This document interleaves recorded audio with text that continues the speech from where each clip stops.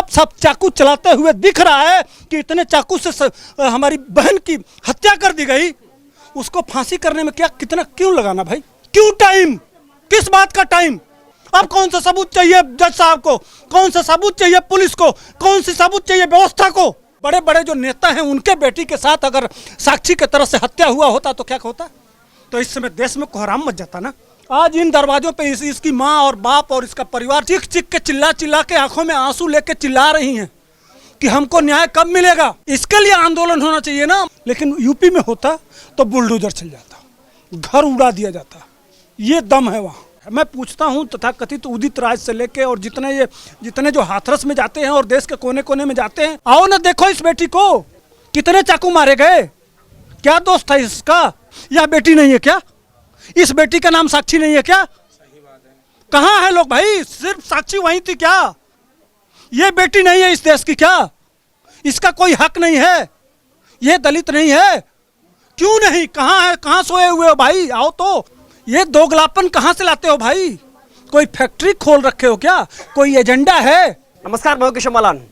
हाथरस जैसी घटना पर अपनी छाती पीटने वाले, अपने उस पर मातम मनाने वाले, उसको दलितों का खुद को मसीहा स्वघोषित मानने वाले ऐसे व्यक्ति, चाहे वो चंद्रशेखर रावण हो, चाहे वो मायावती हो, चाहे प्रियंका गांधी जैसी एक महिला जाकर के वहां पर सैकड़ों किलोमीटर का सफर तय करके हाथरस पहुंचती है, उसमें न्याय दिलाने की मांग करने वाले, कभी रोड जाम करने वाले तो कभी केंद्र सरकार पर हजारों सवाल पैदा करने वाले, आखिर वह दलितों के मसीहा आज कहां है? यूपी की बेटी जो दिल्ली में रहती है, जो साक्षी लेकिन आज दुनिया में नहीं है, जिसे दिल्ली की ही गलियों में चाकुओं से गोद करके साहिल के द्वारा मार दिया जाता है। आज दिल्ली की जनता भले ही खुद को जागरूक दिखाने का ढोंग कर रही हो, किसके द्वारा? उन पोस्टरों के द्वारा जो आज साक्षी के इस मकान की दीवारों पर लगे हुए हैं। ऐसे पुलिस और प्रशासन को, ऐसे राक्षस मानसिकता वाले अपराधियों को सरेआम गोली मार देना चाहिए। तो इसका तो सीधा एनकाउंटर होना चाहिए। इस तरह की बात करने वाले, इन्हीं पोस्टरों में उन घटनाओं की फिर से याद दिलाने वाले जो पिछले कुछ समय में हुई हैं, चाहे वो साहिल साक्षी की हो, चाहे आफताब श्रद्धा की हो, चाहे अयान काजल की हो, तौसीफ निकिता की हो, या आशिक अपूर्वा की हो, ऐसी ढेर सारी घटनाओं को जिक्र करने वाली वो दिल्ली की तथाकथित जागरूक जनता आज आखिर पोस्टरों में जागरूक बनने का ढोंग कर रही है। लेकिन सवाल उन नेताओं पर कि जो दलितों का खुद को मसीहा कहते हैं, मानते भी हैं स्वघोषित, लेकिन आज यह जो दरवाजा बंद है, यह साक्षी का वो घर है जिसके सामने ये पोस्टर लगे हुए हैं। लेकिन दलितों के नेता कहां हैं? आखिर दलितों की इस बेटी को न्याय कौन देगा? किसी ने कहा कि इसकी जिम्मेदारी एलजी की है, तो किसी ने कहा इसकी जिम्मेदारी दिल्ली पुलिस की है, तो किसी ने कहा कि मैं दिल्ली का मालिक हूं। लेकिन आज यह बेटी किसकी है? यूपी की है या उस दिल्ली की है कि जो इस दिल्ली का खुद को मालिक मानते हैं? लेकिन सवाल इस बात का कि शीश महल से निकल करके अगर किसी को मौका मिले इस घर को देखने के लिए, जिस घर के झुग्गी झोंपड़ियों में रहने वाले लोगों ने उस कुर्सी पर बैठाया हो, वोट का अधिकार देकर के वहां तक पहुंचाया हो, लेकिन आज दलितों के मसीहा कहां हैं? कहां हैं सैकड़ों किलोमीटर का सफर तय करने वाले वो लोग जो हाथरस में जाकर के यहां से डुगडुगी बजाते हुए जाते हैं और सरकार को घेरते हैं? उसके बाद में परिणाम क्या होता है? लेकिन बात केवल एक ही है, साक्षी को, उसके परिवार को आखिर न्याय कैसे मिलेगा? दिल्ली की किसी भी गली में सरेआम तो कभी राह चलते व्यक्तियों को आसानी से मार करके निकल दिया जाता है, खुद को बचा लिया जाता है, और फिर परिवार हो या फिर तथाकथित जागरूक जनता हो, वह केवल एक ही मांग करती है, फांसी दो, फांसी दो, फांसी दो। निर्भया कांड में हमने देखा कि किस तरह लोगों को, आरोपियों को फांसी के तख्ते तक पहुंचाने के लिए सालों बीते। कुछ एहसास उनको भी होना चाहिए जो दिल्ली के मालिक बनने का खुद का दावा करते हैं और मालिक का हक भी ले लेते हैं। दिल्ली की साक्षी और यूपी की बेटी, दोनों में क्या अंतर लगता है? दोनों एक ही है, लेकिन यूपी में होता तो बुलडोजर चल जाता, घर उड़ा दिया जाता। ये दम है वहाँ नहीं, हिम्मत नहीं पड़ती है भाई साहब। वो बिल्कुल भगवाधारी कसम खा लिया है कि अगर मेरी बेटी, पूरे उत्तर प्रदेश की हर बेटी मुख्यमंत्री की बेटी है, वो मान के चलते हैं। आज इस बेटी के साथ कोई नहीं खड़ा है। मैं पूछता हूँ तथाकथित उदित राज से लेके और जितने जो हाथरस में जाते हैं और देश के कोने कोने में जाते हैं, तथाकथित भीम आर्मी से लेके और ट्विटर पे बड़े ट्रेंड चलते हैं दलित समाज का, ये वो। आज कोई यहाँ सिर्फ हिंदूवादी लोग आ रहे हैं, उनकी टीम कहाँ है भाई? कहाँ सो गए? आओ ना देखो इस बेटी को, कितने चाकू मारे गए, क्या दोस्त था इसका। उस समय जय भीम वाले कहाँ हो भाई, बहुत संगठन बनाना है ना, बहुत दलित पिछड़ों के मसीहा तमाम बिहार में भी लालू यादव सारे लोग, कहीं कोई पूरे देश में तथा कथित दलितों के मसीहा, आज कहाँ हो इस बेटी के साथ न्याय क्यों नहीं। हाँ, बहुत सारा ट्विटर चलता है, जब कोई घटना घट जाती है जंतर मंतर पे हो जाता है तो तमाम तो उस समय ट्वीट करते हैं, यह बेटी नहीं है क्या, इस बेटी का नाम साक्षी नहीं है क्या।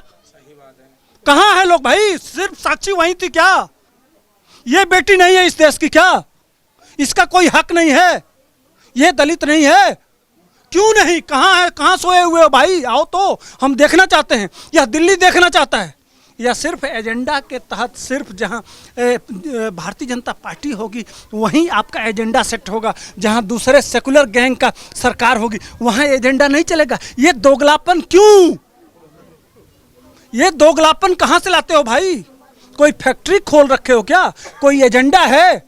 मैं पूछता हूँ, उसी बेटी के दरवाजे पे मुझे हम लोगों को तो तथाकथित कह दिया जाता है, गोदी मीडिया, आपको भी कह दिया जाएगा गोदी मीडिया है, ये सारी गोदी मीडिया आज खड़ी है, लेकिन तथाकथित ये दलित के जो संरक्षक हैं, दलित के जो उपासक कहे जाते हैं और दलित के नाम पे अपनी राजनीति की रोटी सेकते हैं, जो रोटियां पकाते हैं, वो आज कहाँ हैं, वह एसी में बैठे हुए हैं।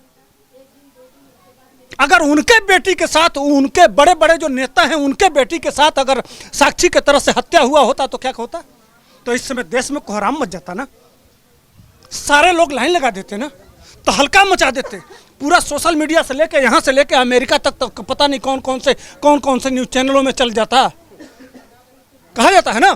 क्यों नहीं, इस साक्षी के साथ कौन लोग खड़े हैं, क्यों नहीं खड़े हैं।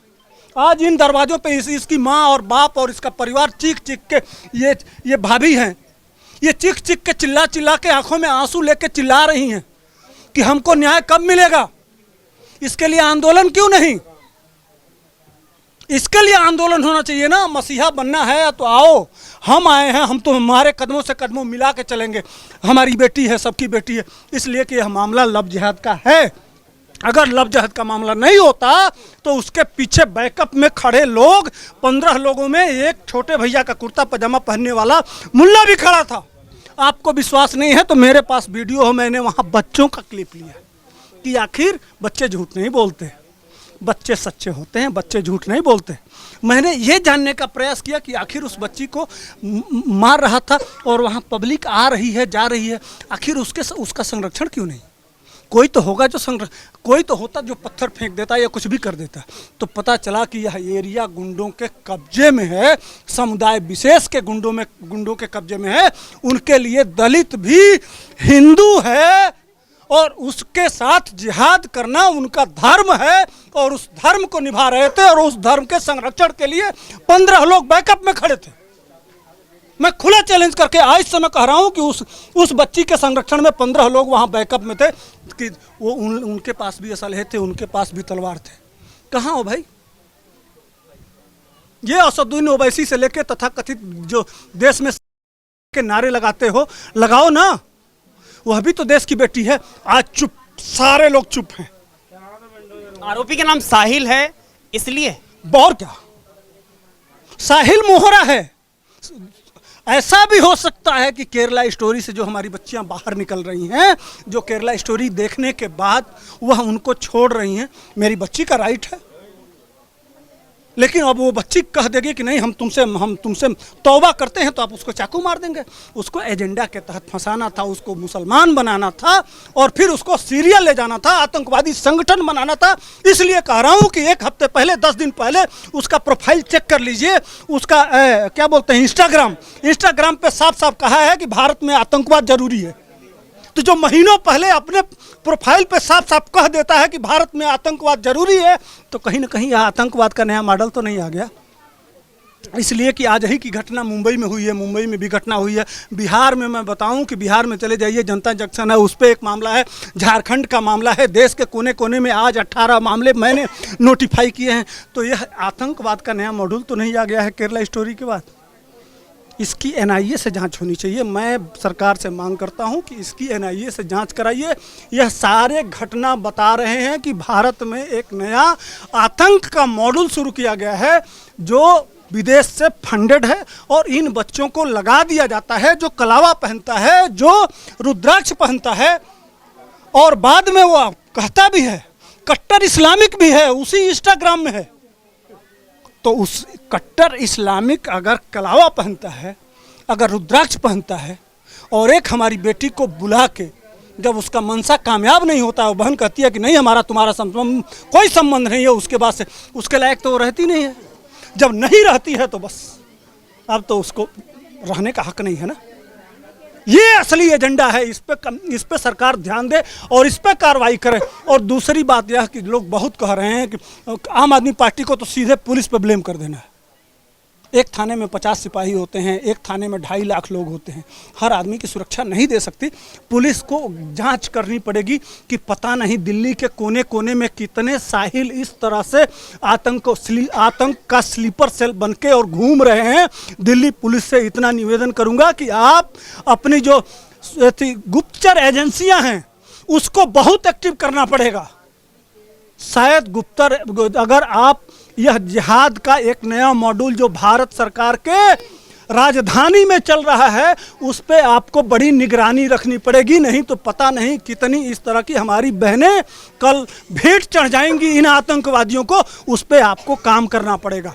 और तीसरा चीज मैं मांग करता हूं कि न्याय व्यवस्था से मांग करता हूं कि न्याय व्यवस्था, ये जो सीसीटीवी कैमरा में वहां दिखाई दिया है, किसी पार्टी का सीसीटीवी कैमरा नहीं होता है, किसी दल का नहीं है, वह हिंदू मुसलमान नहीं है, वह व्यक्ति नहीं है कि किसी एजेंडे में चले जाएगा।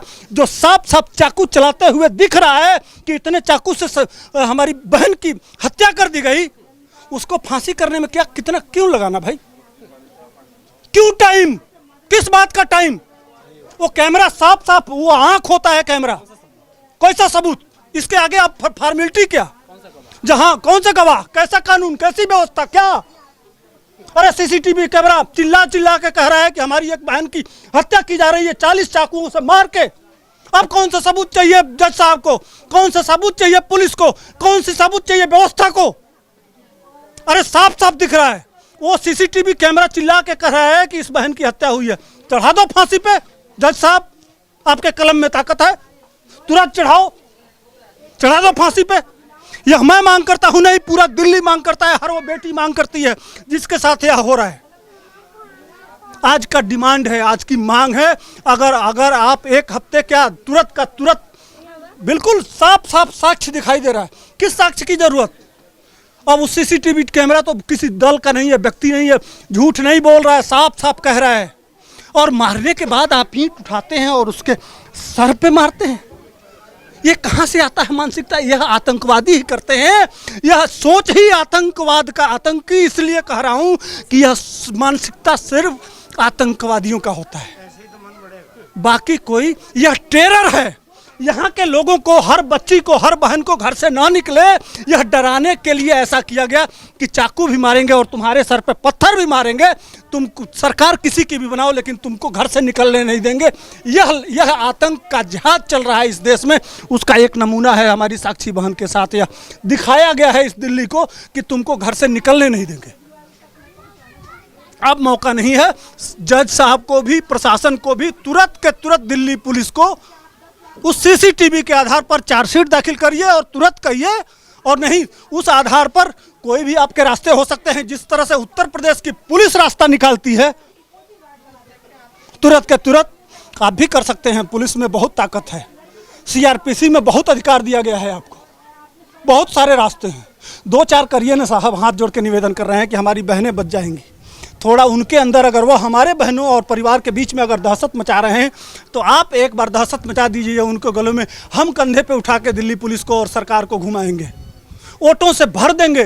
लेकिन आपसे निवेदन कर रहे हैं कि त्वरित न्याय जितना जल्दी हो सके, जो व्यवस्था है आपके पास, पूरा देश वाह वाह करेगा, तुरंत का तुरंत न्याय दीजिए। यही देश की मांग है और यही देश चाहता है। इसलिए कि वो एक बहन, एक परिवार हमारा उजड़ गया। किसी से शादी होता, उसके बच्चे होते, एक हमारा हिंदू परिवार उजड़ गया। आज यह उनका मकसद है, किस तरह से हिंदुओं को ख़त्म किया जाए। हमारी बहनें जाएंगी तो हमारा एक परिवार जाएगा, यह एक एजेंडा है। इसके तहत यह काम किया जा रहा है, पूरे देश में समझना इसको है। एक हमारी बहन जाती है तो वो हमारा एक हिंदू परिवार जाता है। इसलिए हिंदू बच्चियों को जानबूझ के फंसाया जा रहा है लव जिहाद में, कि इनको कैसे कम किया जाए। तो लड़कियों को फंसा के उसको धर्म परिवर्तित करके अपना मजहब बढ़ाया जाए और आपका मजहब घटाया जाए। यह एजेंडा है, इसको समझिए आप लोग और इस पर कार्रवाई करिए, नहीं तो देर हो जाएगा और पता नहीं कितनी हमारी बहनें शहीद हो जाएंगी। एक आखिरी सवाल कि तथाकथित दलितों के मसीहा, चाहे वो फिर चंद्रशेखर रावण हो, चाहे फिर वो मायावती हो, चाहे वो प्रियंका गांधी हो, चाहे उदित राज हो, उनको क्या कहें? नहीं, कोई आज नहीं एजेंडा में फिट नहीं बैठेगा साहब। जहां हिंदू की बात आएगी, है ना, आज ये हिंदू वो तो मारा है हिंदू समझ के ना, वह दलित समझ के नहीं मारा है, समझ रहे ना, हिंदू समझ के हमारी बहन को मारा है। लेकिन यह बांट के जो रखते हैं जानबूझ के, उनके साथ चिपकना, आज वो नहीं आएंगे यहाँ, उनको वोट का लालच नहीं है। लेकिन हम हिंदू हैं, हमारी एक बहन के साथ ऐसा होता है तो वो हमारे लिए दर्द, हर हिंदू का। आए हैं ना सारे लोग, हमको लगा ना कि हमें वहाँ जाके उनके आंसुओं में मरहम लगाना चाहिए, उनके दर्द में शामिल होना चाहिए। आज यहाँ खड़े हैं ना, क्यों नहीं है? सिर्फ वोट के लिए तुम आते हो, वोट की बात करते हो। ये दोगले लोग हैं, सिर्फ इनको एसी में रह के और एजेंडा सेट करके सिर्फ सोशल मीडिया पे बात करेंगे, लेकिन यहाँ जब मौजूद यहाँ रहना पड़ेगा तो वहाँ नहीं आएंगे। यह सिर्फ छलावा है, सिर्फ नेतृत्व है। और दलित भाइयों से भी समझो, ये आपके काम आने वाले नहीं है, ना आपके लिए खड़ा हुए थे ना होंगे। यह सिर्फ चंद बड़े नेताओं के साथ मिलकर नोट ऐंठ के अपने परिवार का भरण पोषण करेंगे, आपकी बहन बेटियों की सुरक्षा की जिम्मेदारी नहीं ले सकते। इसलिए अभी से चेत जाइए और इनका साथ देना बंद करके जो आपके साथ खड़ा हो उसके साथ खड़ा रहिए।